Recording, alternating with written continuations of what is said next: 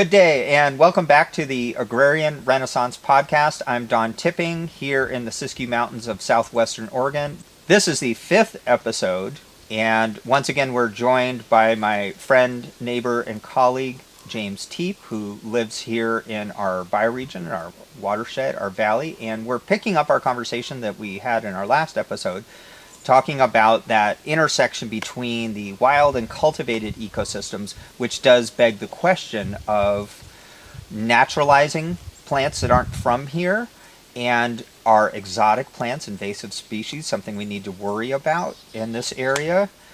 And that goes, we'll lead off with the permaculture guidelines that says start with native plants first, then move to proven exotics. A proven exotic in this region would be an apple or a tomato. They were. And then move to unproven exotics next, and that might be something like aronia berries or a Chinese hawthorn, something unusual that you don't see around, that you could be introducing something that someday would be on the invasive species list. And the classic one that everyone where they grow are enjoying to the fullest, no matter what age you are, is the Himalayan blackberry that was introduced by Luther Burbank. And when once pushed of, can you believe that you introduced this thorny problem for all these people? And his retort was, how many berry pies have you put on the kitchen table? Yes.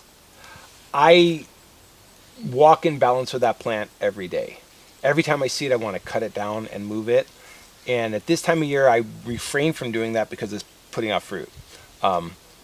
Digging that broken water pipe there was a huge experience for me, again, to remember the resiliency of these plants. We were finding bulbous roots a foot plus down that there's no way you're going to get that out, and they will regrow from the smallest piece. Is it a scourge? Is it beneficial? That's wait to be seen, and that's the hardest thing about endemic species and or introduced species is what does it turn out to be? And maybe there would be a famine at some point in this time in the world that the people are going to live by Himalayan blackberries. I'd love to see the multitude of usages of plants. Of course, they're not as great as our native blackberries as far as like a nutritive tea, but they still have a lot of nutrients in their leaves. So once we start utilizing them in a different way than just changing my mindset of then thinking it's a scourge, and really start embracing it more into my life, wow, can I make fiber out of its bark? And I do. I've made bow drill strings for it out of the bark. So as I integrate the usages into it, all of a sudden my relationship to it changes. Yeah. Well, and that's like, there's a permaculture principle, the problem is the solution. Yeah. And we have 3 goats here. I've had more goats in the past, but I find 3 is about perfect, just to keep the blackberries kind of beat back in the areas where we're able to graze them. And when we let the animals into a new area, the sheep are eating the new grass first, and the goats, even if there's lush grass brushing against their bellies, they'll go right for the blackberries. Really, I was going to question that. And so if you're using the milk, then it's a way to access that plant. And I'm sure for each of us, we've witnessed over our time stewarding a piece of land, various plants that we introduced to that site that didn't exist there before really take off. Yes. And when James came over today, we have these French or Italian prune plums. They're kind of egg-shaped and purple on the outside and gold on the inside of freestone, so you can break them apart with your hands. You don't even need a knife to dry them or process them. And they grow relatively true to type from seed. And I've watched them spread here, and I'm planting them around the land because that's the kind of weed I'd like to have in the future. And I'd like my neighbors and people that don't even garden, maybe they're just riding their bike on the road, be like, wow, there's some plums. Because it's a lot of what we talked about when we were talking about the oak tree, this black oak. I've worked different parts of my land where I'm doing the forest thinning that I'm actually cultivating for the oak trees in that area. They're getting shaded out. They don't grow these big, beautiful, long branch canopies. They're very spindly and try to find the light.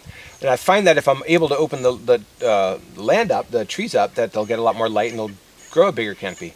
The reason being is because all the other animals that like this too, right? More fertility is going to equal more fertility in my homestead, right? So the acorns, like you said, they draw on the deer, the squirrels, and the turkeys. Well, I like to eat deer, squirrels, and turkeys, so draw them in, plant it. Your sheep like to eat this. And think about the plums. My plum trees get decimated by the birds, but they're dropping all their waste on it. Exactly. So, it's this idea of like, okay, what am I giving to get? We talked about inertia in and results out, right? Mm-hmm. Like, what am I getting from planting those seeds? Yeah.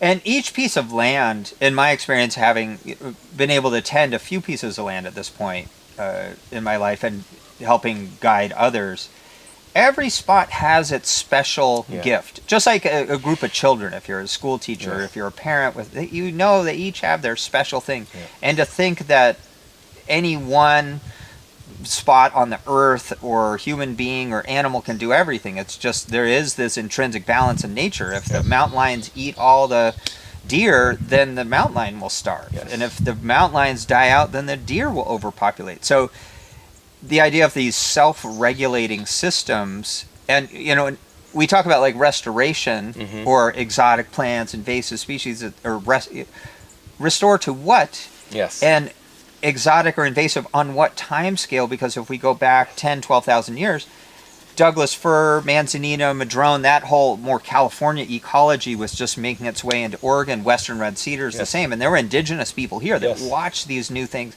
and those are invasive species for them. And they began to incorporate them over time into utilization. So I think we have to broaden our scope of view and maybe not play judge and jury so often. And in our culture, we are so I'll speak for myself. I become so all-knowing because there's not many people who are carrying this knowledge and experience that my lens would be different than your lens through this prism, right? Mm-hmm. So what is in balance for your farm?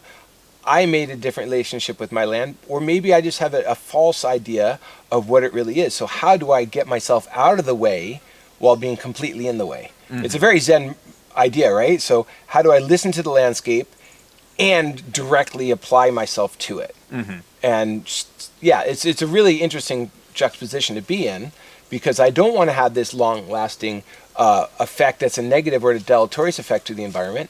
And at the same point, I know that as a human being, I have a birthright to have a direct implication on it. Yeah. Right? So how do we do this and you as a seed farmer, you're bringing seeds from all over the place. You try to make regionally adapted seeds. And what does that mean for your farm? My farm's just a little higher in elevation with a little bit different aspect. Mm-hmm. We get a lot more cooking days at our place because of our west aspect up on the hill, right? We don't get that cool down at 5 o'clock, cooking all the way until 7:30, 8 o'clock at this time of year. So the seeds that you might be able to grow here that could take that little respite of shade in the evening, I might not get it, might not do as well for me. Yeah. But I feel like we have to keep trying. Like we're still, as human beings, no matter how good we think we're doing, we're at kind of a pioneer level a relationship with the land. We don't have that, there's a Bruce Cockburn song that talks about, what it must feel like to stand with the power of 1,000 generations behind you. And we do that as a species, but not as the way we're living here. And, thankfully we get to learn from, the vestigial surviving people of what were thriving civilizations that knew how to interact, even if it was seasonally nomadic, with this land that can be fecund and abundant, but also brutal in terms of the extremes of heat, cold, fire. And I'm reminded of Thomas Jefferson once said, he said, the most important thing a person can do for their country is to introduce a new useful plant into cultivation. And I always thought that so cool. Imagine if our political leaders were in that mindset.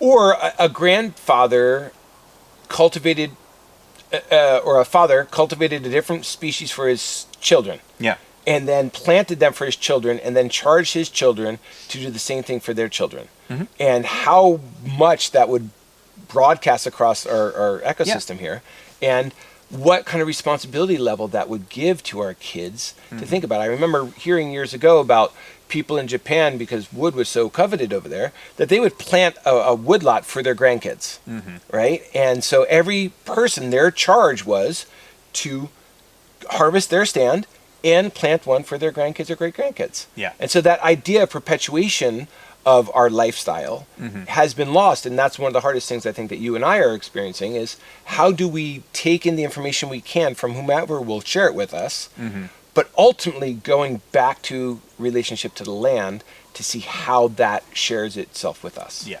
Yeah.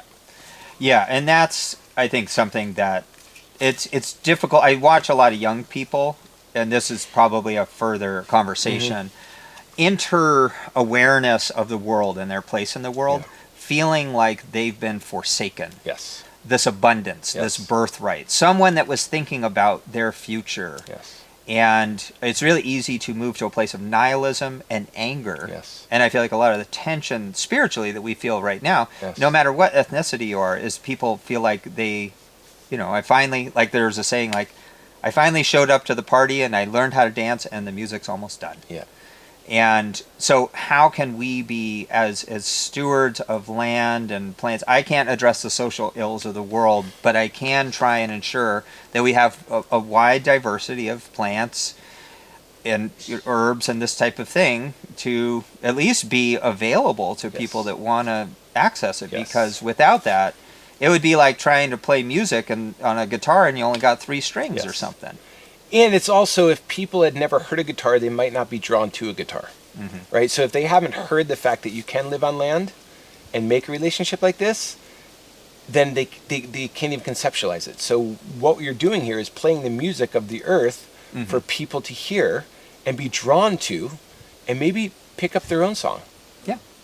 Yeah, because I think that's where we just pick up these little things. Rock came from blues came from... slave songs from Africa in the field and people stomping and clapping in rhythm. And, we could keep going down that rabbit hole. And, but I think that that's an important place that we need to explore, because if you don't have the will force to want to do the work, to have a garden or to have a relationship with land, you will completely miss out on all the benefits that, tending the land. It's a great way to stay in shape. You get clean air. You get sunlight. You're not going to be worried about vitamin D stuff and have to take supplements. You understand humility of your place in the whole circle of creation. And there's all these blessings that I'll close with this quote, and feel free to follow up, that I shared with you earlier. And it's an old Chinese proverb from a farmer that says, I greet each day greeting the sun. I gather my water at the spring. The food on my table comes from the sweat of my own brow. Kings can do no more. I touch creation every day. Yeah. Leave it there. Cool. Thanks, James. You're very Good welcome. one. Yeah, to be continued. Yes, sir.